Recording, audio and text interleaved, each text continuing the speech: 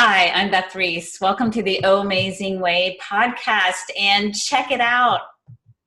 Here in the studio with me, like live in person, my dear friend Jamie Demeris, and we are out to create with intention an amazing conversation about this really moving and inspiring path that you've been on in your life, and we're going to check out what you're about creating now. And so really what we're going to do to start out today, and actually let me just pause there and say thank you so much for joining us and being here. And Jamie, thank you for being here. Thank you. It's an honor. Yeah, it's an honor to have you here. All right, so we always at the start of the podcast kind of drop in to get present so we can put aside what I like to call the spilt milk of the day, or if our brain is doing what it does, if it's wandering to our shopping list or the spilt milk of the morning, that's what brains do. So, but we can also then come into focus and help ourselves become present. We can do it all day long. So we're going to practice that here. And then Jamie and I are going to share with you a practice that we do almost every day via text, where we create our day and then we check in with each other and our accountability partners to help keep each other on track. So wherever you are, if you can come into a comfortable sitting position. So I'm going to uncross my feet and my legs and rest my hands on my lap. If you're driving, don't rest your hands on your lap. And if it's available to you, go ahead and close your eyes softly. And if closing your eyes doesn't feel available to you, maybe just slightly turn your gaze down towards the ground, at least to quiet some of the visual input coming in. And from there, as you know that you're sitting, gently let your sitting bones kind of relax and root down into the earth. Create your sitting posture in a way that is dignified, with your spine upright and not rigid. And thinking about your jaw and your mouth, gently let your mouth open just a bit. And that helps relax all those muscles in the face that can often be clenched and tight when we feel stress. So rooting down towards the earth, rising up through the crown of the head, sitting dignified, mouth gently open. Turn your attention to your breath, and without changing your breath, just notice how you're breathing in and how you're breathing out. Notice where you feel the breath coming in, perhaps in your nostrils, perhaps the swirling in the back of your throat. Perhaps you feel your belly or your lungs expand. And as you breathe out, just notice how you're breathing out. Notice how you're breathing in, and notice how you're breathing out.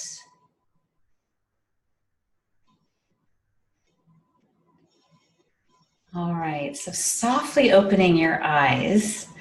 From here, what we're going to do, and really pull this towards you and consider creating with us for who you're going to be as you listen to our conversation today. So Jamie, and listeners, who I'm going to be during this podcast is I'm the possibility of being a generous listener who's playful and loving. Who are you going to be? I'm thinking about how when we started this off in the practice of yoga, when I first started practicing, even to this day, they keep telling me, relax your face. And I don't know if I've ever been sitting in front of a camera that's being recorded and wondering what I actually peaked. I was like going, let me see if my face is relaxed. Are you relaxed? I'm relaxed. And ironically, that was the first word that came to mind. So today I am relaxed. Let me sit with this for a second. Yeah. And for those of you listening, sit with it. Really consider who you want to be while you listen to this podcast. And think about how you can do this practice in the morning, at lunch, on your way home from work. How you can literally create and declare who you're about to be. So we're going to sit with this for a moment. So I am relaxed, fun, and thankful. Ah, awesome. And Moon apparently outside is really excited that we're here doing this today. So yes, you all know my dog Moon, so he'll pop in occasionally and say hello. All right, so check it out. So Jamie, we've probably only known each other about 6 months, and because we would have met at the seminar. So we both participate in education associated with Landmark Worldwide. So we met at a seminar. So maybe it was 4 months. Yes. He was counting. Yeah. And then was today. He was counting. Oh, that's awesome. Yeah. So, but check it out. So a friend of ours said, you know, Beth, you really should talk to Jamie and hear his story. And have him on your podcast. Like it'll blow you away. And so yeah, put your seatbelt on if you're listening.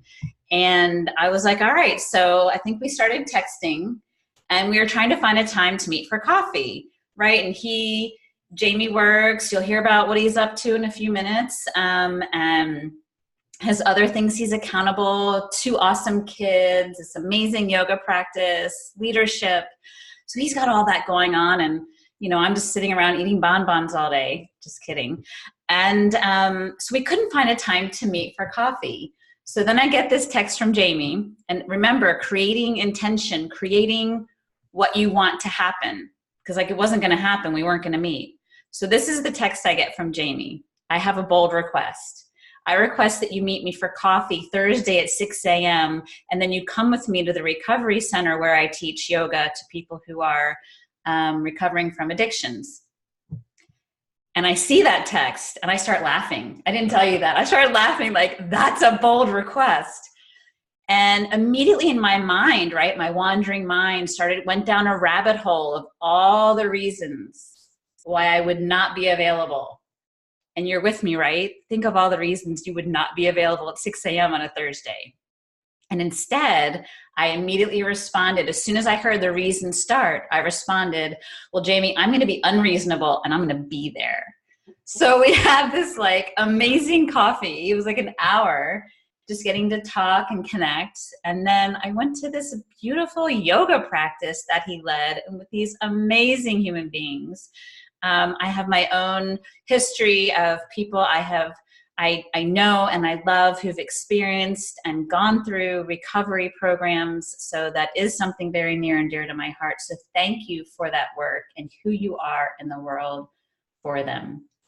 So that's how Jamie and I were bold and unreasonable in connecting. So Jamie Demeris, you live here in Houston. And you are part of a family dynasty of an amazing restaurant. And there's really an awesome story with that. And then I really just want to share with us your story about, you know, some of this path you've been on to really come to who you are and who you create yourself to be today. So I'm going to like pass the proverbial baton or microphone to Jamie. I'll start off saying that it was actually a bold request for me to even ask you to come watch me teach a yoga class because I had only been teaching for 7 months and everybody that's in there watching me teach hasn't really practiced yoga before. So there's not a right or a wrong.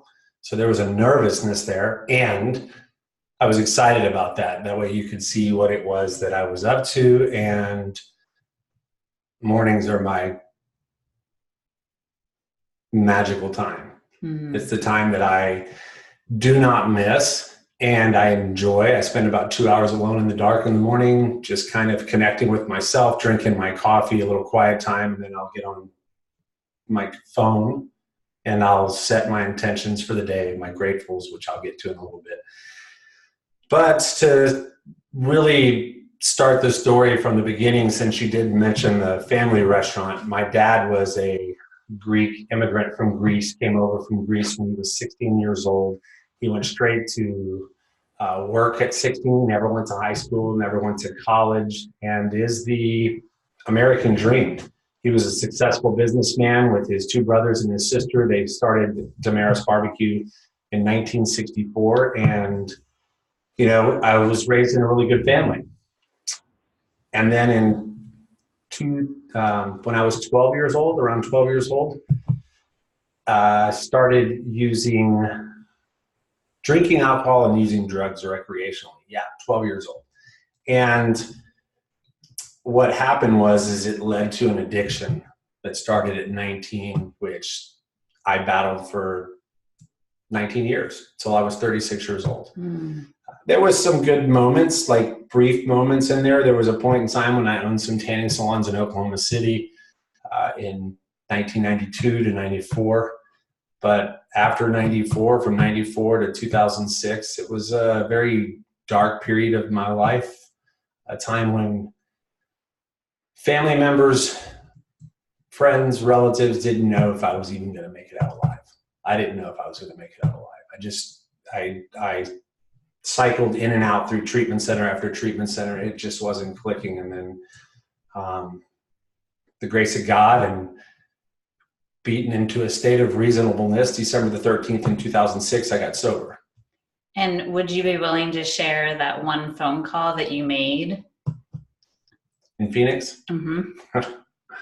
So it's always darkest before the dawn is one of my favorite lines that I like to say. And it actually helps me in times where I'm really feeling like things are challenging, because I know that on the other side of that is a breakthrough that's just going to be amazing, because I experienced it. So in 2005, before I got sober, I was living in Phoenix, Arizona, and I knew that if I didn't get out of Phoenix, I would never make it out alive. And this was back in the time of AIM instant messaging, and I instant messaged my brother and said, if I don't get out of Phoenix, I may never make it out alive. I said, and if you come, don't bring mom. That's what I said, right? Poor mom. Yeah, right. But it had nothing to do with my mom and more to do with my shame. And so that was, I think, on a Wednesday afternoon, and at 7 a.m. or 6 a.m. on Thursday morning, there's a knock at my door, and I open the door, and it's my brother and my mother, and they were in a rental car, and we grabbed my bags or whatever clothes we could get and my dog, Jack, and we drove back to Houston. And we actually pulled into Houston when everybody was pulling out for Hurricane Rita. And the truth is that my years were so dark and mixed together that the only way that I can piece parts of it together are by Hurricane Rita, 9/11, when George Bush Sr. was elected president. And these are like milestones of times when things started happening, and I can piece together around that. So yeah, I know that I was driving in during Hurricane Rita, and I didn't get sober right when I got back, but I did finally reach this place where I just let go and surrendered, and just followed some directions that's from some friends of mine that had been sober for quite some time and were always there whenever I came back. And so that path led me down. I mean, it happened so fast. Like before I knew it, I went from just being hopeless to just living like the ideal successful life. I was working in finance at an automobile dealership.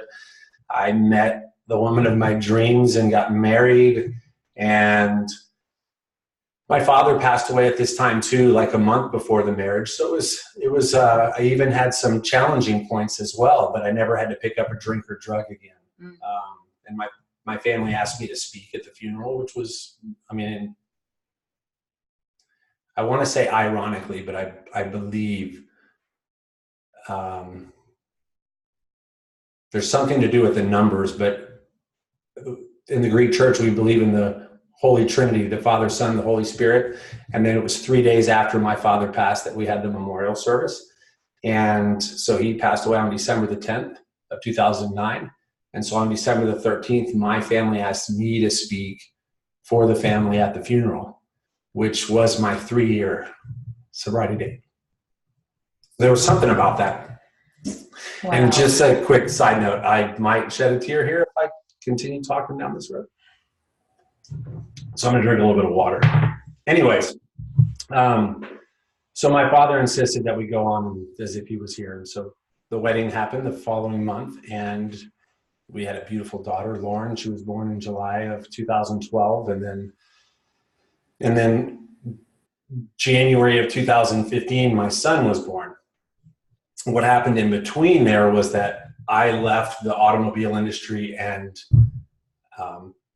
went back to work for the family business. And I was working at nighttime, hoping to pay my dues and just to work hard and just to be a part of. I mean, it was my life. It was what I was born and raised doing. It was like my core, is my core. And now I saw it as my core, because I'm learning I have a new core today that's my authentic self, which is still being discovered, right? Mm-hmm. So in between those years when I was back working for the family business, you know, I started to make some selfish choices in regards to my relationship at home. I was choosing things over the relationship, no cheating or anything like that. It just, our relationship became toxic and I wasn't working on it. And it reached a point right after my son was born that we chose to get divorced. And it was a point in time where I made a decision and a declaration to myself that I was going to come out of this a better man. And I didn't know what that meant. That was just something for me to hold on to while I was going through this real challenging time. And so what happened is I was topping 290 pounds at the time, and I'm 46 years old, and I'm having to get on the floor to play with my infant son, and I was struggling to get back up. So I started doing Orange Theory, and I did Orange Theory for about 1.5 years. And I thought that Orange Theory had really changed my life, like the second most powerful thing. And just in case you're listening somewhere and you don't have Orange Theory, it's a very rigorous workout, like just to put some context to that. Yeah, to put context to it, it's the most efficient workout in the country that is scheduled every hour and 15 minutes all across the city, and everybody does the same workout every day. But every day is different. So no matter where you are in the country, you're doing the same workout together, and it's geared for any age. Great. Right. Perfect. And so I dropped from 290 to 235 and was in the best shape of my entire life. And I really felt good about myself. I thought it had really changed me, body, mind, and spirit. And then this perfect timing of life, I crossed the path of a friend of mine who said, "Hey, you should come practice yoga with us. I just finished teacher training." I met them at 5:45 in the morning to practice yoga, and immediately joined this 40-day program at Big Power Yoga. And every part of my body was telling me not to do it, that I couldn't commit to it because I didn't want to stop doing Orange Theory. And 1 to 2 weeks in, I remember specifically standing talking to Nathan Harrington and Gayatri and saying, something is changing in me and I don't understand this. Why am I seeing people different? What's this feeling that I'm having? And all they could, what I remember them chalking it up to was the power of yoga, the power of moving your body, the power of your breath. And so I just kept doing it and noticed that my life started changing. My presence started changing. I started to notice that I was more powerful than I was telling myself that I was. And so I am one of those that when I go into a successful business, even Orange Theory, like I knew more about the company than the people standing behind the counter. So I'm trying to figure out what is it here at Big that is so powerful. I'm going to name drop here real quick. I was talking. Let me think if I want to say this or not. So after the first 40 days, me and another person, they announced like 8 MVP winners of people that were just very powerful in their 40-day practice and really made a difference for those around them.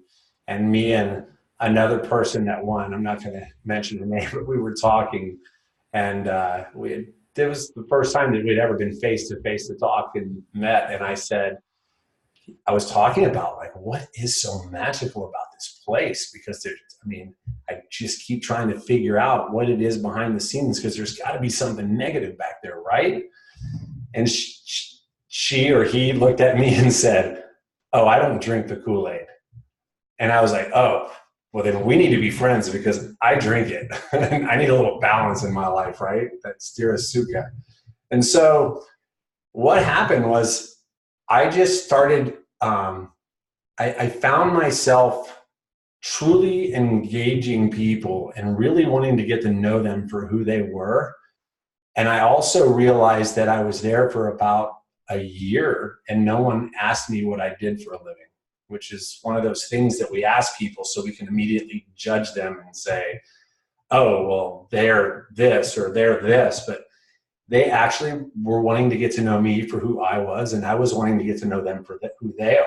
And today it's one of my favorite things to do. I mean, if somebody that I haven't seen in 20 years wants to catch up and meet for coffee, I'm all in. I believe that everybody on this earth has something to offer, and if I'm aware enough, that I will get that nugget of truth or motivation or whatever it might be.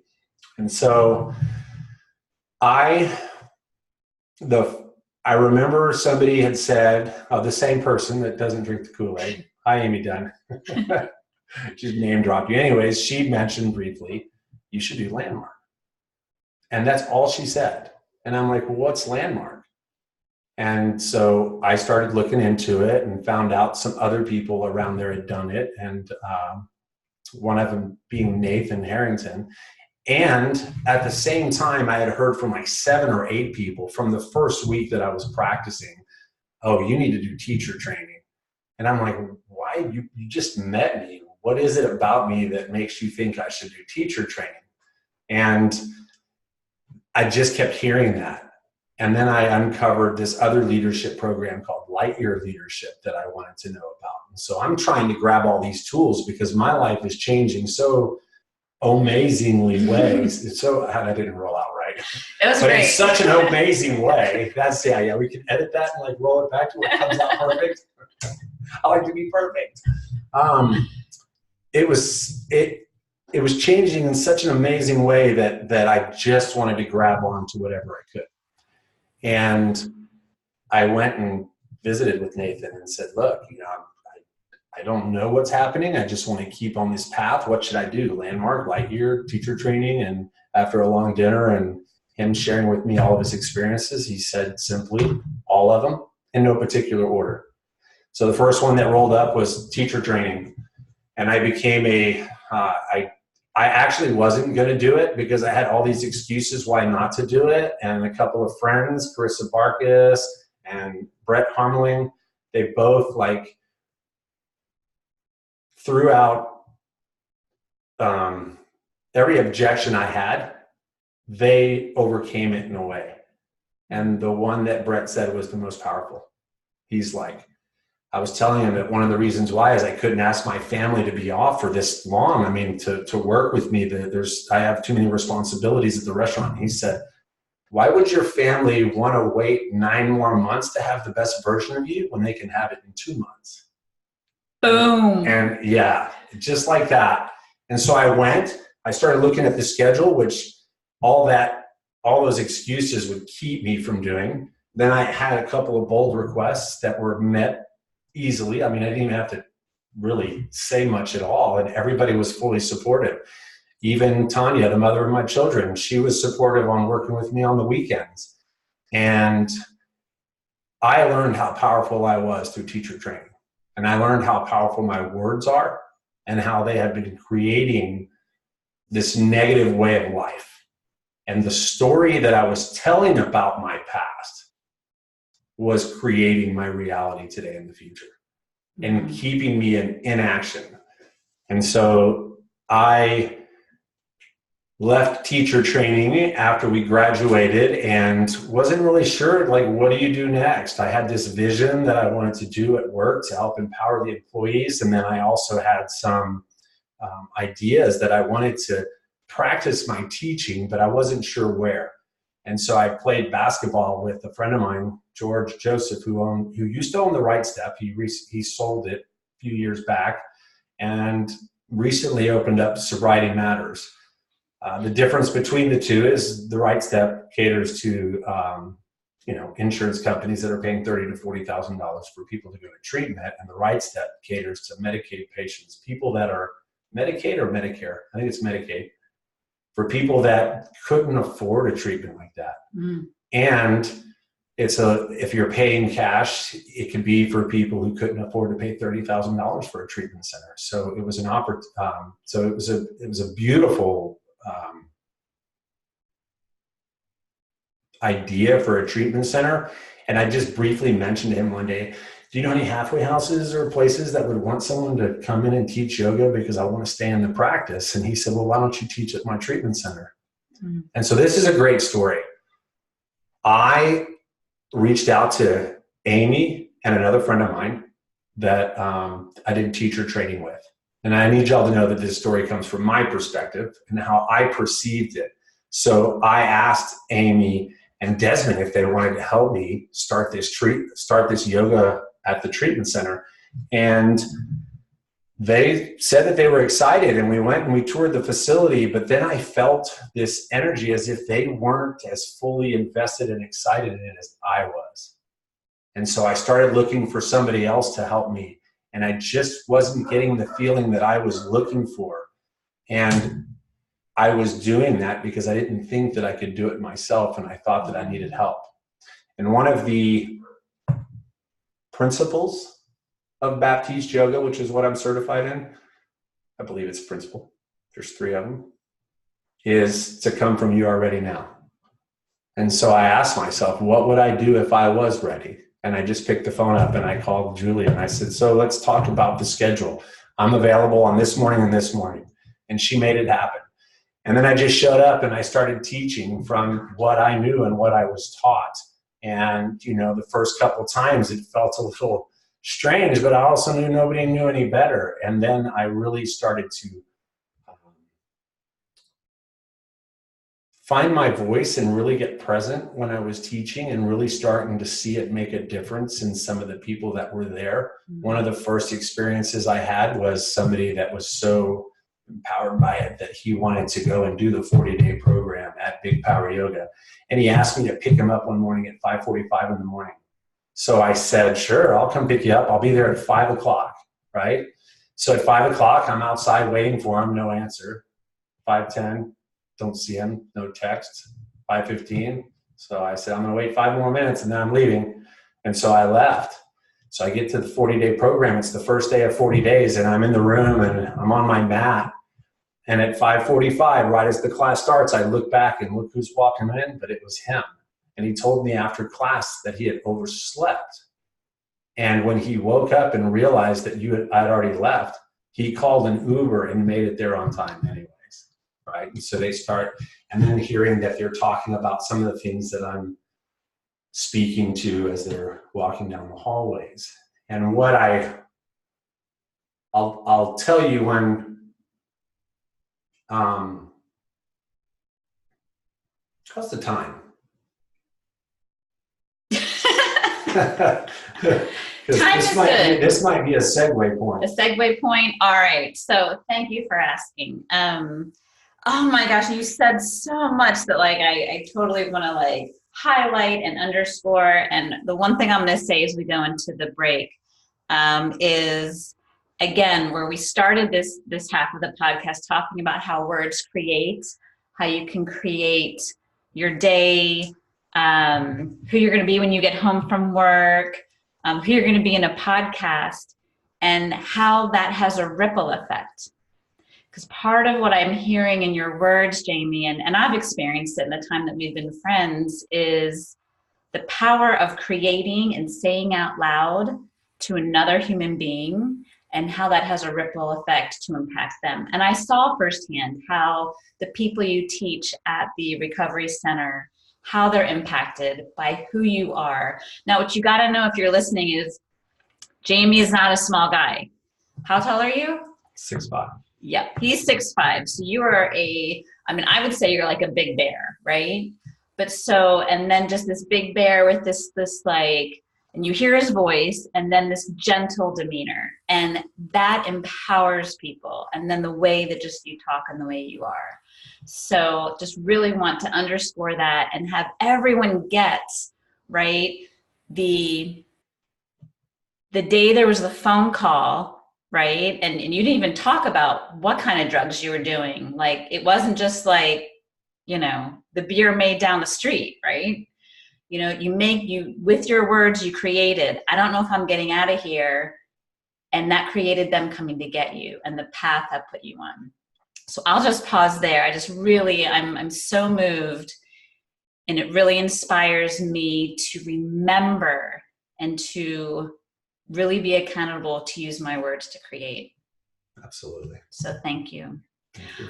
All right, kids, we're going to take a quick break, and we'll be right back and hear how other ways, and especially specifically in your professional life, how you are using the art of intention to make things happen. All right, we'll be right back.